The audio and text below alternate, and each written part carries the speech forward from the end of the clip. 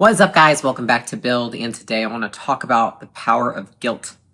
So this was top of mind for me. I was on a date with Alex last night, and we were talking about just things that were top of mind for us, and he was sharing, a conversation that he was having with someone, and they basically asked him if he wanted to do something, and when it came down to it, I was like, well, you can't do that. And he was like, no, I can't do it. But he didn't want to say no. And I kind of shared this realization that I'd had, it was probably about a year and a half ago, back with him, which I thought would be helpful for everybody here. And if you're wondering, I am recording this on my iPhone because my fancy camera seemed to have gotten knocked over last night. So all the things. And behind me, if you can see, this is my nail chair where I get my nails done during work. And there's my glam station, so different view. But this is a topic that I think is really relevant for not just in business, but I would say entirety of life. It just happened to benefit me a ton in business to be able to recognize this about myself and then change my behavior, I guess. And really it started with this conversation that I had with one of my friends where I was talking about, doing something. And when I was talking about doing something, I was saying, well, I wouldn't want to not invest in this company or partner with this person or tell this person that I could do this thing because I would feel really bad. And they're like, oh, so you're just doing it because you feel guilty. And then, sorry, baby, move. And then it's like they just roll and kick whenever you don't see it coming. He's like, there's your rib, let's go. And so basically in doing that, I was like, oh, wow. I'm only doing it because I feel guilty. I'm not doing it because I want to do it, because it's in line with my values, because it's going to help me, because it's going to help my business, because it's how I want to spend my time. I'm only saying yes because I don't want to say no. And as soon as I realized that, I was like, fuck, this sucks. And I started really thinking about it. I started talking to my therapist about it. I started researching the power of guilt. And I realized how many things I have done in my life because I didn't want to feel guilty. Guilty for being a bad leader, guilty for being a bad boss, guilty for being a bad spouse, a bad friend, a bad whatever, a bad person, just anything. And I was like, holy shit, how have I not seen this before? And so there's two things that I did to become, I guess, more aware of it, which I asked myself, where am I saying yes only because I just don't want to say no? Not because I actually feel like it's a hell yes, but because I'm just I just really don't feel like saying no to this person for whatever reason it might be. The second thing is that I looked out for where I hear myself saying, I should, I have to. And I think especially I should tends to be a big one for me. I should go to dinner with this person. I should text them back quickly. I should tell this person blah, blah, blah. I should get this person a birthday gift. I should blah, blah, blah, all these things, right? And I was really thinking about it, and I was like, why do I do this? Because it really, what it does is honestly, and I'd noticed this about a year and a half ago. I was like, man, this is why my calendar is so full. Because I do things I think I should do. And I say yes to people that I don't want to say yes to because I don't want to say no to them. Specifically when it comes to the business, people ask for things from me all the time. And I always want to say yes because I felt like that's what I would do to be there and, show them and demonstrate excellence.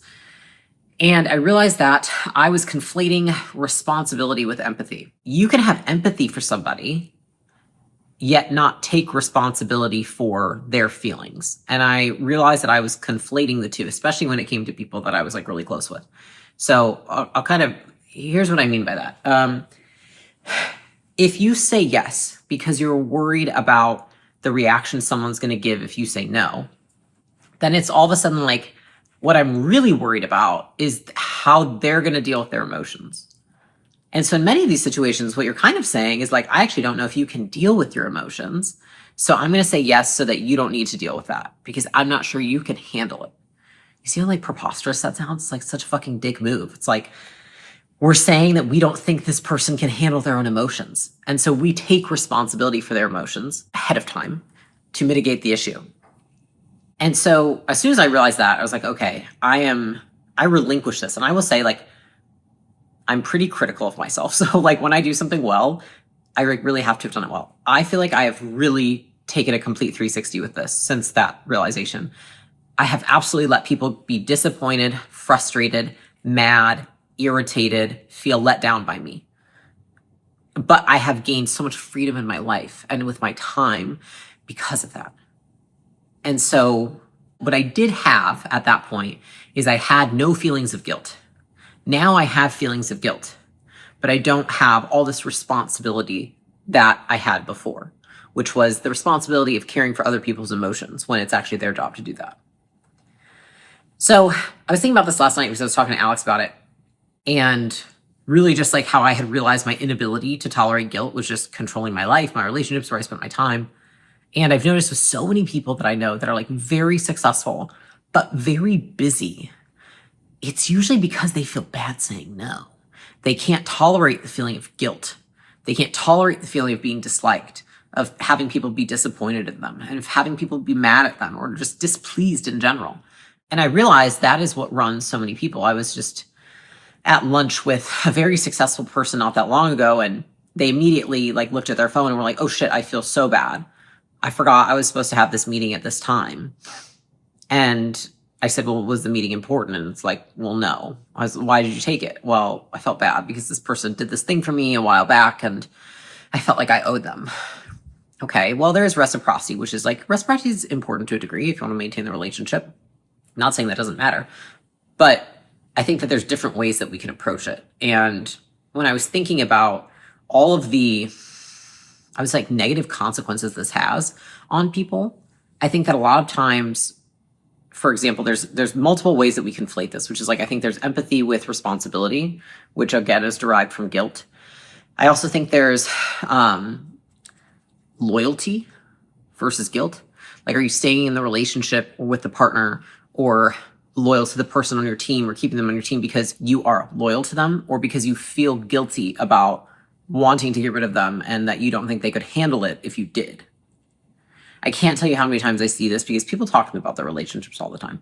And like so much of the time, like I was just having a conversation today. It was like the girl was saying, I was like, well, it's clear you guys like are not in a great relationship. Like he, just kind of stepped out on you. You guys haven't been getting along for a long time. You guys want different things in life. Yes, there's good to the relationship, and believe me, I'm an advocate of marriage, but they really have basically been acting like they're not married for a long time now. And she said, but I just don't want to be a bad wife. And I was like, so the desire to not be a bad wife controls you remaining in this marriage for the rest of your life? She was like, when you put it like that, that really sounds terrible. I was like, I mean, it kind of is, because it's these perceptions of ourself that we're afraid of like, what would it mean if I wasn't loyal to this person anymore? But it's actually like, are you staying out of loyalty or out of guilt, right? Which again, conflating the two. So it's really interesting because I was talking her through it and it was like, okay, so you leaving your husband, despite all of the ways in which you have betrayed each other, feels like a bigger betrayal than anything that either of you could have done. You would feel more guilty about that than anything. And she's like, yeah, because I don't want to be a bad person. I was like, wow, it was just so interesting. Because like we tie so many of these things to like bad person, bad wife, bad spouse, bad parent, and it controls us and it controls every move that we make. I think that the other way that I see this show up is with a lot of entrepreneurs, business owners, and leaders that I talk to. They don't share a lot of their success as much because they feel guilty. Now, what does that even mean? It's like, why would you not share success because you feel guilty? What I mean by that is it's almost like guilt punishes ambition. So when you're ambitious, when you want things, and when you're achieving things, you feel bad if it makes other people feel bad. And so therefore, you don't want to display your accomplishments, talk about them, share them, because you're more concerned with the feelings of other people. And so you essentially minimize yourself because somebody else is struggling or because somebody else hasn't, accomplished something. This also shows up in like business owners all the time. I can't even tell you how many times when it's like someone needs to raise their prices. And they're like, well, I feel bad because this like one customer or these 5 customers out of the 1,000 I have couldn't afford my new prices.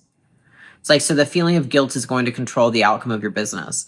The feeling of guilt is going to control how much you share your success with the world, how much you share it with your family, with your friends. It's like, as soon as I started unraveling this, I was like, wow, it runs so deep, to the degree that like, I think what I realized is that people treat the feeling of guilt as evidence that they have done something wrong. And I did that for a very long time in my life. And that's what I realized. I was like, oh, I equate this feeling to a fact. I believe that if this feeling exists in my body, that it is true about me, that there's something wrong. I have done wrong in the situation. What if that's not true? What if feeling guilty, you could feel guilty whether you did wrong or right?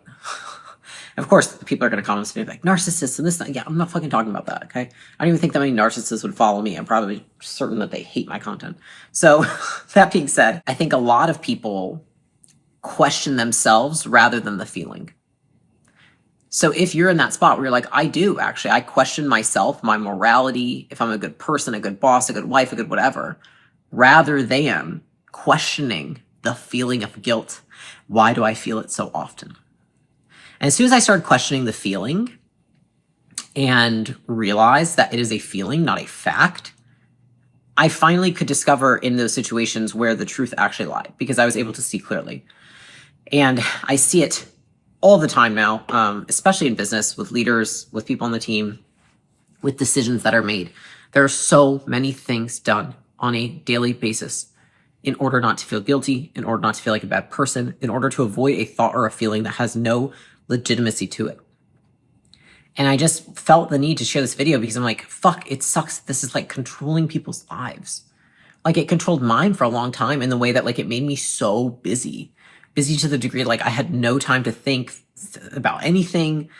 I was, made myself sick so many times. Like I was just constantly on the go because I felt so bad all the time. And I thought that that was me being empathetic or a good person, but it wasn't. It was just me feeling guilty.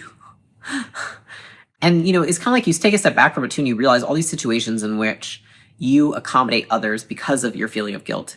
You realize that you are also creating a crutch for them, whereas like they'll never be able to grow, flourish, learn anything about themselves, know their true strength because you're constantly buffering them from their own feelings.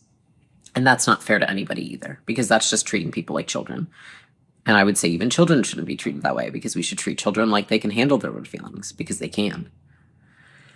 So now instead of feeling guilty, I just constantly would be like, oh, am I a shitty person?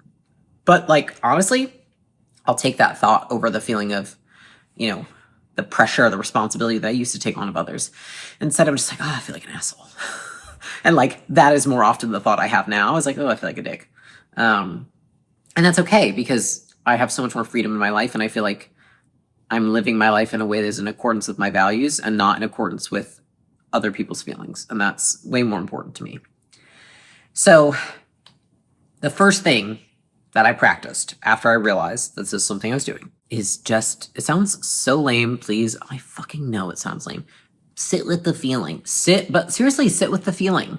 Like, I know it sounds ridiculous, but I realized I was like, if I allow myself to feel guilty, to feel bad, to feel like a bad person, to have those thoughts, to not judge them, to not treat them as the truth, but just to allow them to exist and not try to get rid of them or try to get rid of the feeling, it went away on its own, whether I did something about it or not. So, and I think that is like the moral, the story of life in general, which is like, if you wait enough time, your feelings will go away whether you do something about them or not, which was exactly what I recognized. And so it passed faster than I thought it would, and it proved to myself time and time again, like, oh, I didn't even need to do anything about this situation. I just needed to let it be as it was. And I did realize in those times, like, wow, I have way more respect for myself making decisions this way than I did making decisions because I felt guilty about something. So it also had like the byproduct of like, wow, I feel like I like myself more like this. Like, even though I'm like, are you a dick? Are you an asshole? Like, even though I had those thoughts, I still liked myself more, which at the end of the day, like many of my goals in life add up to like, I just want to recognize my potential as a person and that is definitely what I want to be, a good person. Which ironically, sometimes you have to be okay being a bad person in order to be a good person. The second is that once I was able to sit with it, I was like, okay, let me separate the facts of the situation from my feelings. I tend to be hyper responsible and try to take responsibility for everything. Let me not do that. And instead, let me think about the feelings that I have and look at the facts and then ask myself, did I do something that was in violation of my ethics, morals, or values? Or do I just feel bad because I know this person isn't going to be pleased with me in some way? Very different answers to those questions. So for me, almost every damn time, it's like, no, this is totally in line with all of my stuff. Every once in a while, I'll catch myself like, no, that was a sneaky one. But a lot of the times you'll find you're like, no, I just didn't want somebody else to feel bad. And then the next thing I did, and this is, kudos to my therapist, is I started just that week practicing where can I say no when I want to say no in like low stakes situations. Now, it happened to be that the week that I practiced this, however long ago, there were some very high stakes situations that I was in where I did end up saying no. But man, was that reinforcing because I recognized how much money, time, and headache I saved myself, my company, my team by saying no to those things. So look at your calendar this week, look at what you're doing and say, like, where are there things where I know it's going to come up if someone's going to ask me to do this thing, someone's going to ask me to commit to this thing, where can I say no? Those are the things that help me the most. I hope it helps you too. I just feel like it's such a shame to just go through your life just controlled by guilt. And I'm embarrassed that I've gone 33 years, not noticing that it controlled me at many points in my life. But I'm also really happy that I don't go the next 66 years being controlled by guilt. And I hope that I could give that to everybody because it's been one of the most substantial changes I've made for myself in the last couple of years. And I think I've made quite a few big changes in the last few years, but this has really made such a difference for me. So I hope it helps you too. Let me know in the comments where guilt's been controlling you. And if you apply this, let me know where it helps.